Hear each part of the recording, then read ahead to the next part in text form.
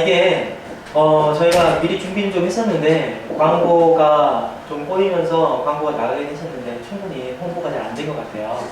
토요일날 1차로 있었어요. 토요일날 중등 고등이 있었는데 그때는 그래도 꽉 찼었거든요.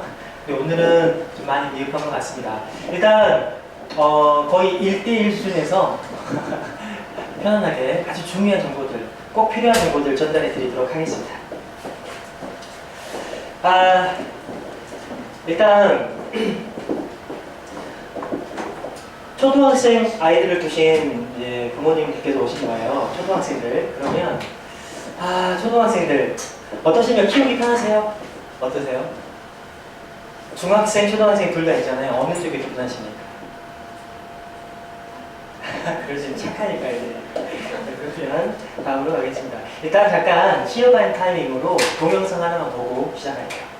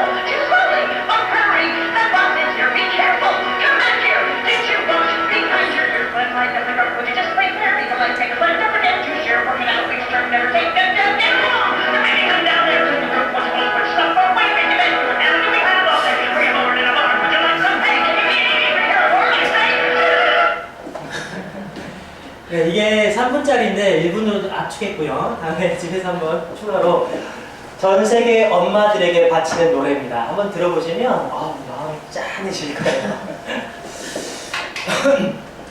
자, 그러면 엄마는 말이죠. 이렇게 모든 걸 하셔야 됩니다. 정말 쉬운 일이 아닙니다. 그리고 엄마들은 그래서 끊임없이 아이들에게 저렇게 말해야 되고요. 그나마 이렇게 들어주기만 하면 참 다행이죠. 귀 막아버리고요. 무시해버리는 거죠. 대들면 대책이 없습니다. 그래서 차라리 그냥 이건 낫습니다. 너무 힘드세요. 왜 힘들까요? 이유는 몇 가지가 있을 건데 공부시켜야 되고 공부시켜야 되고 공부시켜야 되고 그 중에서요 중요한 이유가 하나 나옵니다. 공부 잘하는 방법을 엄마가 아세요. 그래서 야 내가 해봤더니 너 이렇게 하면 좋아. 이런 엄마들 꽤 많으시죠? 예의도 있습니다. 내가 못했더니 이렇게 하면 안 돼. 그렇게 양쪽 다 있다고 보시면 되는데 어쨌거나요 공부 방법을 알건 공부 방법을 모르건 지금 어머니들이 접근하는 방법은 약간 바꿔줄 필요가 있습니다. 왜냐? 모든 아이들은 자신만의 공부 방법이라는 게 있어요. 그리고 이게 약 10년 전부터 우리나라의 유행을, 그러니까 지금도 유행하고 있죠. 자기주도 학습을 끌어가게 됐던 원동력입니다. 자, 먼저 그러면 그 중에서 공부 습관에 대한 얘기를 드릴게요. 당연한 겁니다. 공부 습관이 잡혔는데 대학을 좋은 데를 못 갔다? 그 경우는요, 엄마 아빠 탓해야죠. DNA. 불가능한 거죠. 습관이 잡혀있으면 당연히 대학 가는 겁니다. 그래서 너무너무 중요한 거죠. 그런데 대다수의 아이들은 부모의 마음과는 다르게 이런 유형의 습관이 생기는 거죠. 참 이 아이는 잘 살 겁니다. 어느 환경에서도 굴하지 않고. 정말 저는 제 아이만큼은 믿어지 않길. 그런데 느끼고 있습니다. 왜 이런 아이디가 나오게 됐는지 제가 뒤로 가서 설명드릴게요. 청담 정말 싫음 이런 뜻입니다. 정말 진짜 싫음. 자, 갑니다. 이해력과 사고력은 또 하나 굉장히 중요합니다. 그런데 이 이해력과 사고력은 무엇으로 키울 것인가? 굉장히 많죠. 그 중에서 하나를 탁 집어보라고 하니까 이걸 적었습니다. 그리고 다음 거요. 16만 4천 개. 이게 뭘 의미하는 걸까요?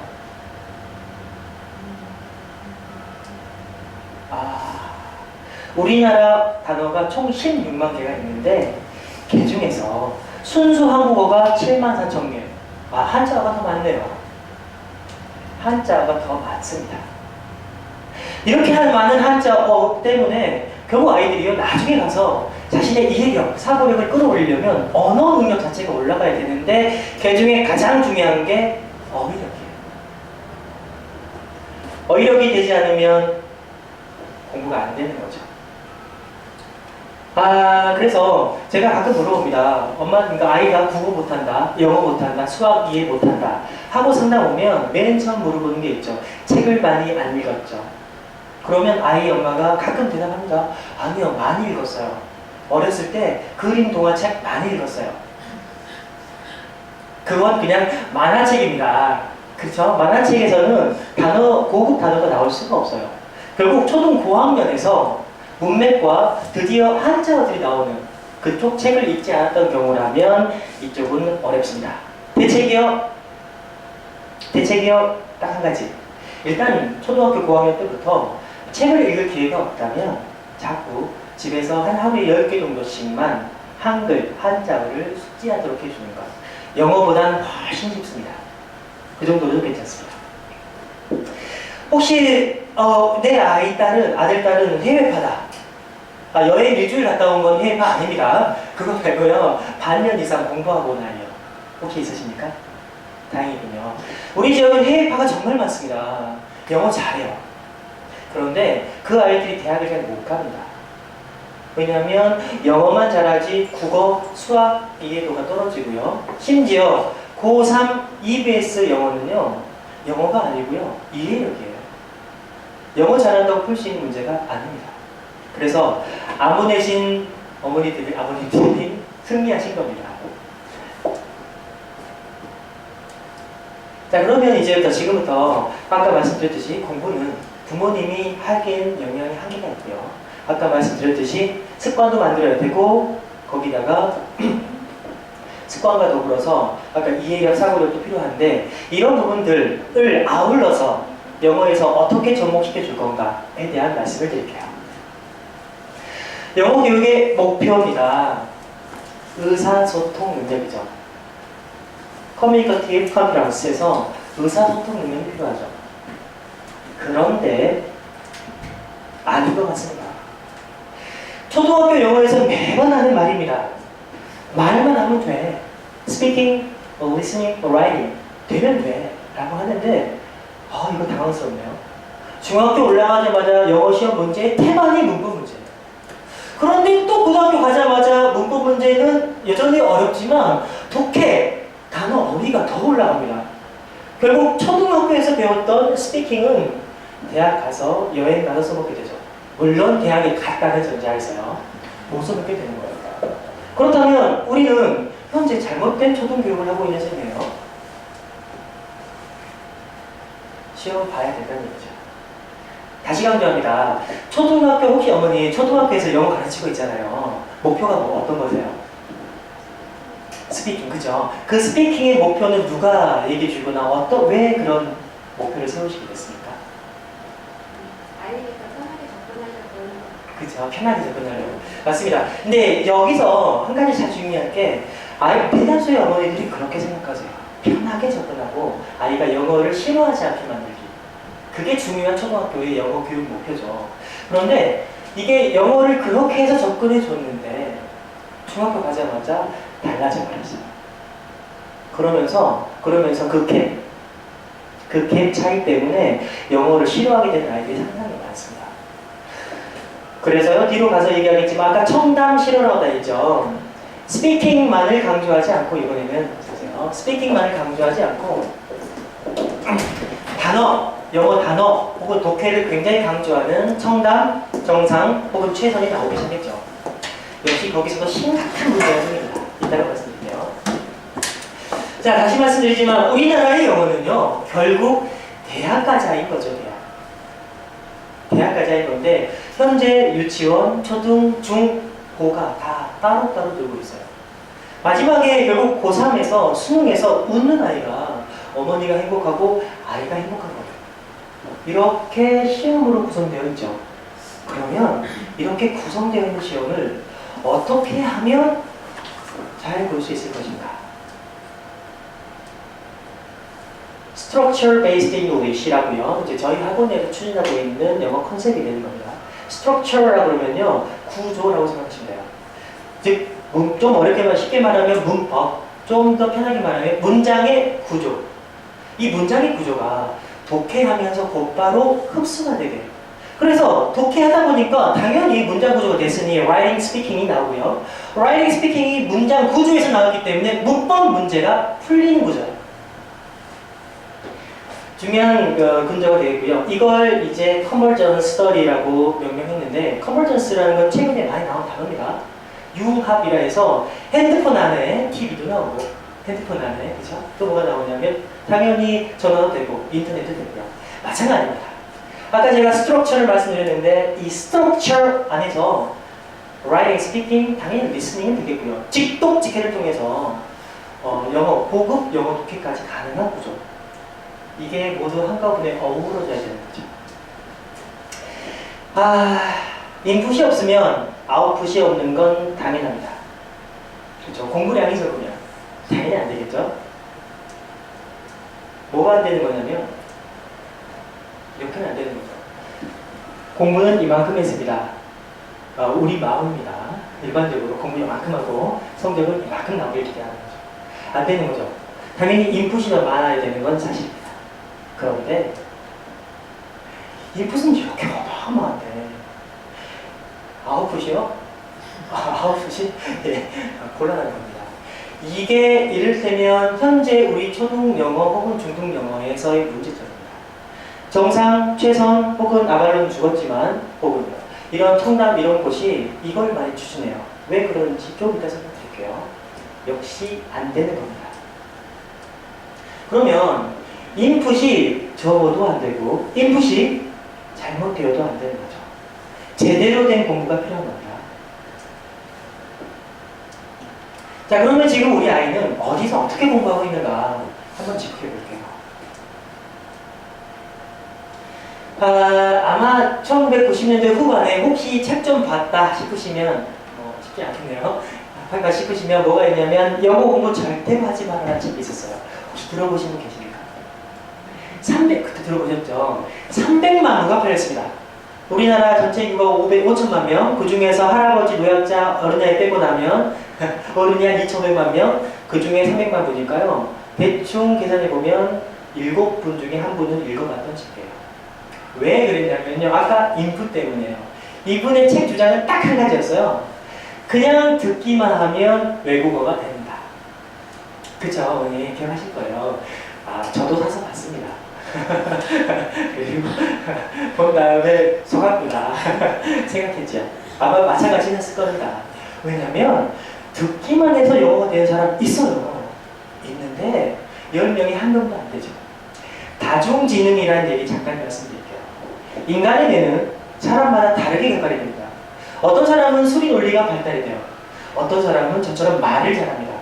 어떤 사람은요 공간 지능이 좋아서 축구를 잘해요. 등등등등등.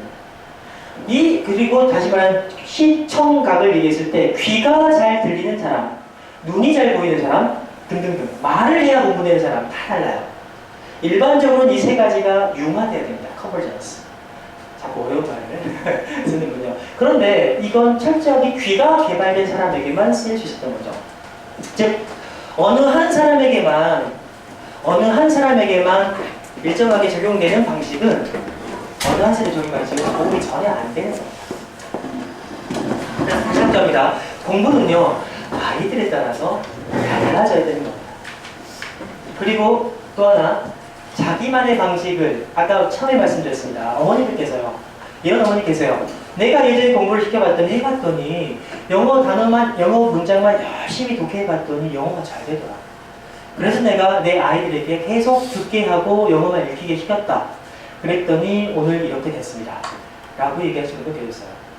다시 강조하는데 아이들에 따라서 공부는 전반적으로 적용이 필요합니다. 자, 마찬가지입니다. 많이 들어봤을 거예요. 통문장 영어. 그쵸? 통째로 영어 문장을 외우면 괜찮다. 혹은 뭐 중고등이라면 천일문 암기 역시 이렇게 하면 성적 잘 나온다. 아마 중학교 고등학교 때요. 교과서 열심히 외웠던 아이들 중에 성적 잘 나오고 영어 잘하는 아이 있을 거예요. 그쵸? 근데 우리도 다 영어 문장은 외워봤습니다. 도움이 안 됐어요. 무슨 말이냐면 역시 암기해서 도움이 되는 엄마들이 존재하는데 학생들도 존재하는데 안 그런 아이들은 많습니다. 자, 그러면 여기 좀 길어졌으니까 아까 말씀드렸듯이 여기 청담 뭐고요, 뭐고요, 최선 뭐 학원인데 직접 이름을 언급할 수는 없고요. 언급하지는 않아요. 이 학원의 가장 큰 문제 딱 한 가지만 말씀드릴게요. 단어를 어마어마하게 시킵니다. 독해를 어마어마하게 시킵니다. 초6, 중1한테 고1 독해를 시킵니다. 저희 아이들 중에서요, 중3 때 이미 수능을 3개 정도밖에 안 틀리는 아이들도 있었어요. 우리 학원 왔을 때요. 그런데 경기옥을 가서 내신 점수가 40점, 50점밖에 안 돼요. 이 아이에게 뭐가 생기냐면 어마어마한 인풋으로 당장의 영어는 만들어놨으나 구조가 안 잡히는 거죠. 구조, 스트럭처. 그럼 무슨 일이 발생하냐면요. 고등학교 가서 갑자기 국어, 수학, 탐구 등 공부할 양이 늘면서 영어 인풋이 줍니다. 그랬는데 구조가 안 잡혀 있어요. 기존에 가지고 있던 게 사라지는 거죠. 통계 하나 말씀드릴게요. 고1 때 우리 지역 아이들 내신 4등급이라 하더라도요. 수능은 1등급, 모의고사 1등급은 나옵니다. 고등부 엄마 계시면 형, 누나 있으면 아마 대충 알 거예요. 일할 땐 보통 그래요. 우리 지역은 내신 4등급이어도 수능 모의고사 1등급이 나옵니다. 그런데요. 굉장히 실력이 앞서 있었는데 고3이 됩니다. 고3 때는 일반적으로 경기옥을 일으켜서 내신 3등급이 수능 3등급이에요. 수능 실력이 굉장히 떨어졌군요. 중학교 때까지 어마어마한 인풋으로, 잘못된 인풋으로 영어 실력 혹은 수학 실력이 올라갔다가, 잘못된 수학에 일단 수학 얘기 되겠지만, 잘못된 선행으로 올라갔다가, 고등학교 가서 제대로 공부하는 아이들한테 쭉쭉 밀려나가는 겁니다. 그래서, 다시 강조하지만, 많은 공부량이 무조건 좋은 건 절대 아닙니다. 해외 유학 말씀 이미 드렸죠. 해외 유학은 최대 단점은 갔다 와서 한국어가 안 된다는 거예요.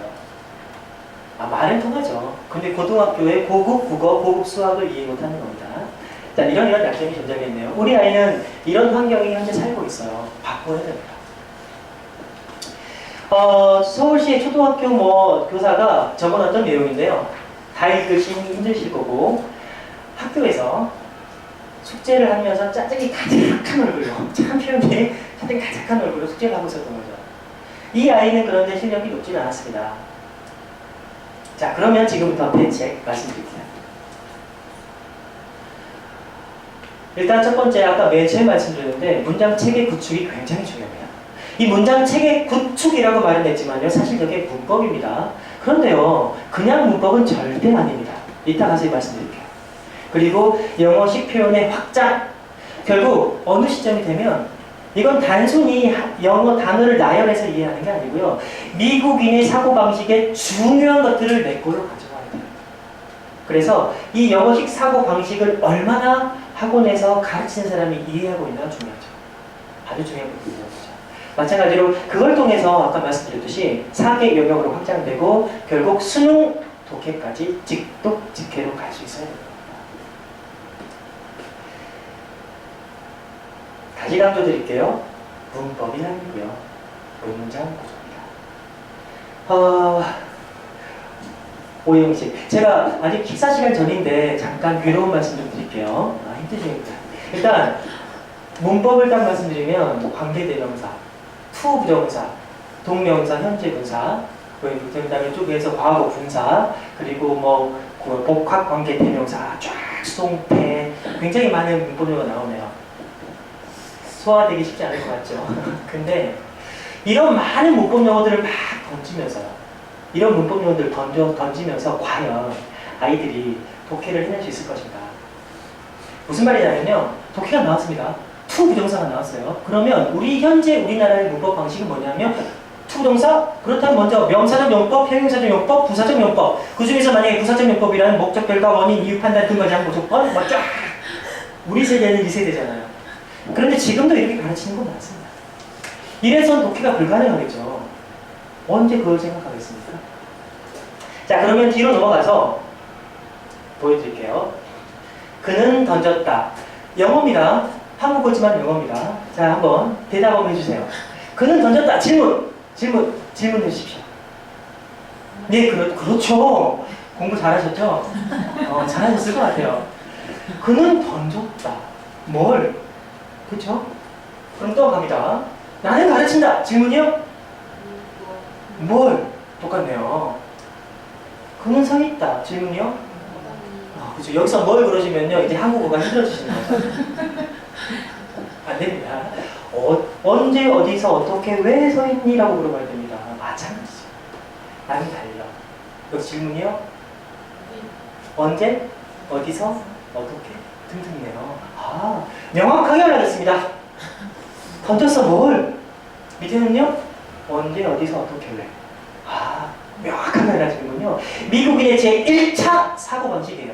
비록 미국 안 갔다 왔고요. 초등학교에서 비록 영어적 사고방식이 머릿속에 안 박혀있다 하더라도 만약에 이게 잡혀있다면 직독직해는 기본이고요. 영어적인 대화가 가능하죠. 이런 겁니다. 나 생각해. 우리 아이들은 그렇게 해요. 나 생각해. 뭘? 그랬더니 원장쌤이 똑똑하다. 예, 아이들이 하는 겁니다. 아이들이. 그러면 다시 갑니다. 나는 생각해. 뭘? 했더니 우리나라 사람들은 똑똑하다고요. 그냥 우리나라 말인데요. 그대로 영어로 갑니다. 나는 생각해. I think. 뭘? 했더니 that 해놓고요. Our people are smart. 우리나라 사람들이 똑똑하다고요. 사고 방식 자체 몇 가지만 잘 구조적으로 추려주면요. 영어가 되는 거죠. 아까 speaking, writing이요. 기본에서 시작된 건데 이렇게 되면서 고3까지 갑니다. 이 방식이요. 고3까지 갑니다.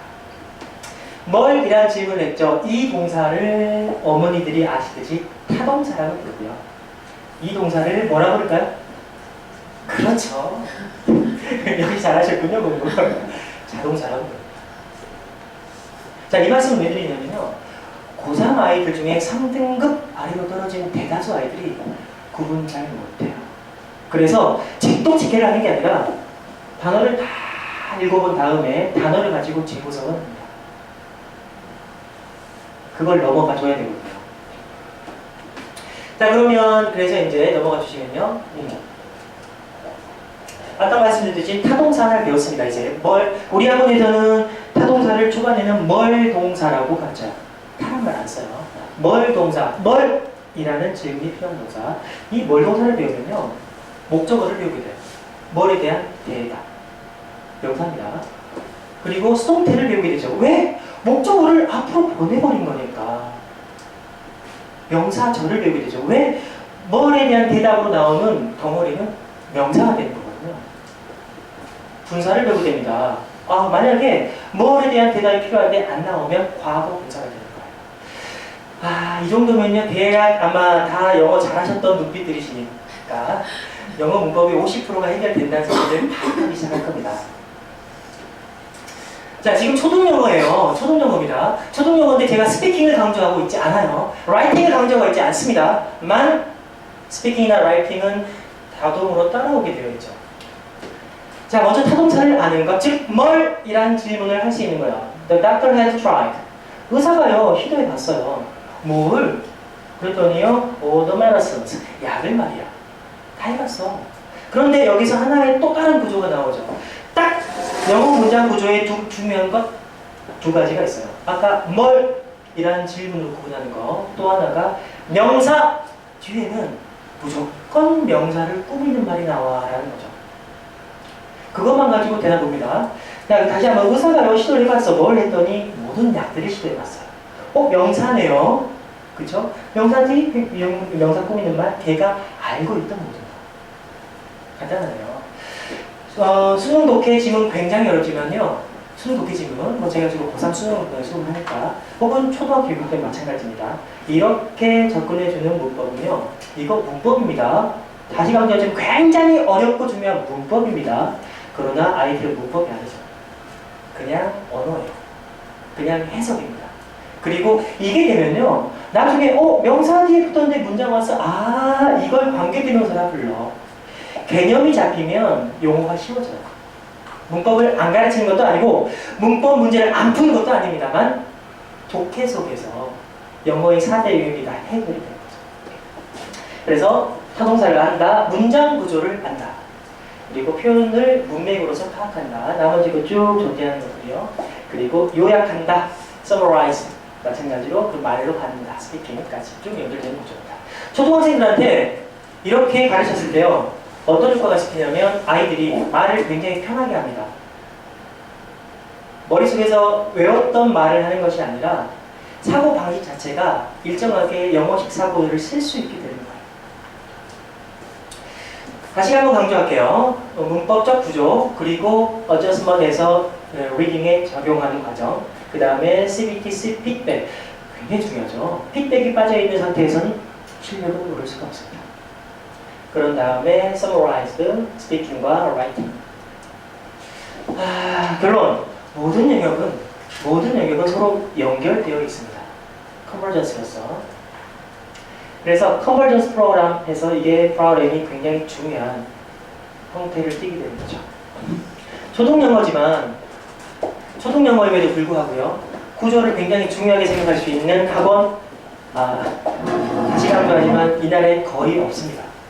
대다수가 아주 쉬운 방법, 단어 외우게 하고 어려운 독해하게 시켜서 그냥 양으로 승불걸게 하는 거죠. 고등학교 가서 성적 안 나오는 것까지는 난 책임 못 져 라는 학원이 태반이라고 생각하시면 됩니다. 자, 여기까지가 영어였습니다. 영어에 대한 이야기가 조금 길어졌는데 좀 힘드시면 10분만 쉬었다 할까요? 괜찮으십니까? 그러시면 약 10분 정도 더 투자해서 수학 마무리 짓고요. 잠깐 쉴게요.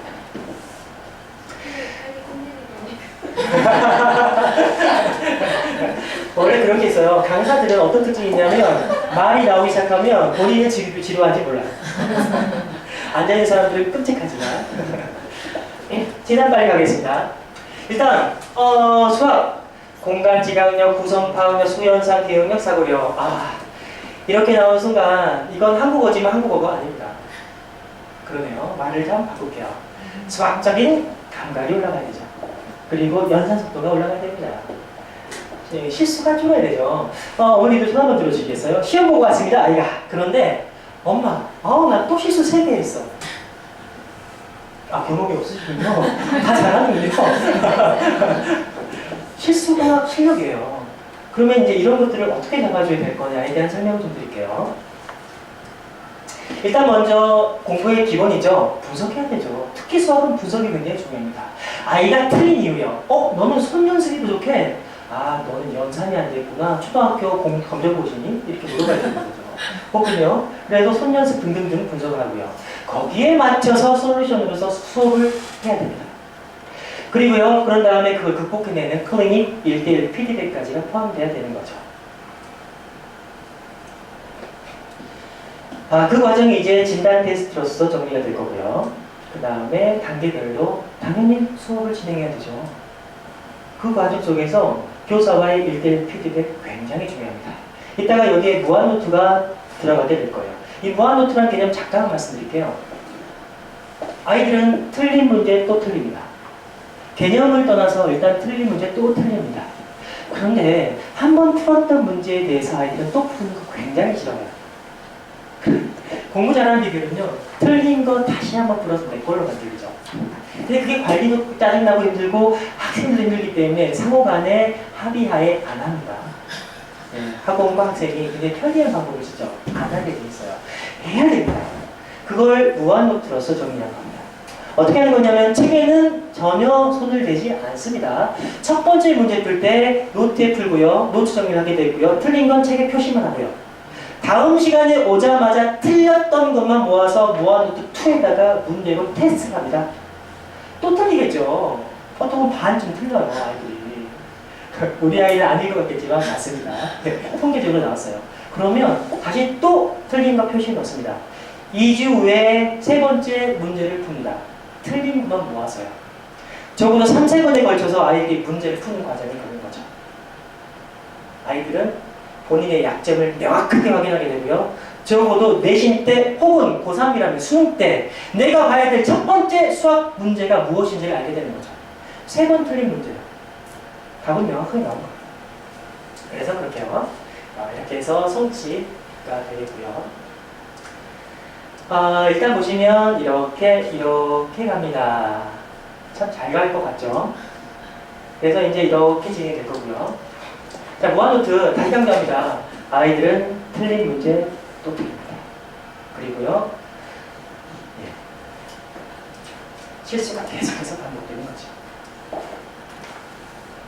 저희가 수학 같은 경우에 노트를 어떻게 마련해요? 초등학교 5학년생이 작성한 거예요. 물론 이 아이는 잘 쓴 아이죠. 당연히 잘 쓴 아이들을 넣습니다. 못 쓴 아이도 있습니다. 네, 아무래도 PPT니까. 글씨 정말 깔끔하게 잘 썼는데 보통 못 쓴 아이에게는 빨간색 첨삭이 들어가요. 줄 맞춰. 그 다음에 대충 쓰지 마. 무조건 칸 맞춰. 손 연습과 그리고 노트 연습이 같이 가는 겁니다. 중고도 마찬가지입니다. 결국 잡아줘야 되고요. 결국 잡힙니다. 그래서 이렇게 되는 거죠. 수학적 자신감이 업! 되는 겁니다. 이렇게 수학 연관 계획도 나오고요. 자, 이제 마무리로 들어가겠습니다. 좀 오늘 약간 말이 길어진 것 같아요. 마무리 들어가겠습니다. 학부모의 마음가짐이 좀 필요하고 여기 중요한데, 초등학생이니까 아직 그런 건 없겠지만 중고등 언니 오빠가 있다면 이미 겪어보셨을 거예요. 아이들 참 쉽지 않더라. 부모가 TV 보면요, 아이가 TV 봅니다. 부모가 핸드폰 하면요, 아이도 합니다. 어머니는 계속 핸드폰으로 하시면서 너는 공부해야지 이놈아. 곤란하죠. 아빠가 TV 보면요, 애들도 TV 봅니다. 하나만 더요. 이건 좀 중요한 얘기인 것 같아요. 엄청나 믿지 마세요. 옆집 엄마들의 얘기 너무 믿지 마세요.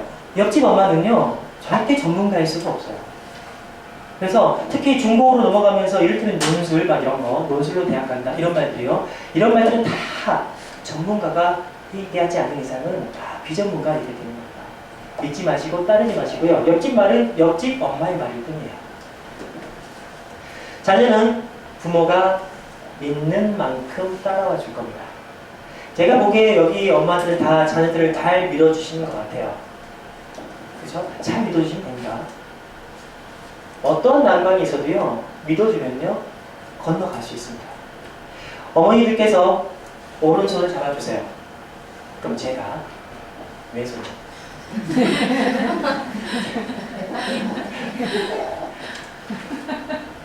자, 부모의 지나친 관심이 그런데 또 애들을 힘들게 해요. 아까 맨 처음 동영상 보셨죠? 할 말은 너무너무 많습니다. 참는 게 어렵지 말하는 게 어려운 게 아닙니다. 관심이 아무리 많아도요, 조금만 참아주시면 차라리 우리 아이는 잘하게 돼 있어요. 이미 제가 대충 중2, 중3쯤 되면요, 우리 아이들은 그 유명한 무서운 중2가 됩니다. 사춘기 아이들이요. 말이 안 통하게 돼 있어요. 그럴 때 아이들을 믿어주시는 거. 우리 학원의 모토예요. 초등생도 중등생도 고등학생도요. 학원의 모토예요. 선생님과 아이가 서로 소통할 수 있어야 된다. 그래서 아이가 힘들 때도, 아이가 짜증날 때도, 아이가 즐거울 때도 함께 한다. 믿어줘야 됩니다. 일단 여기까지요. 정리를 하겠습니다. 제가 말로 하긴 그렇고요.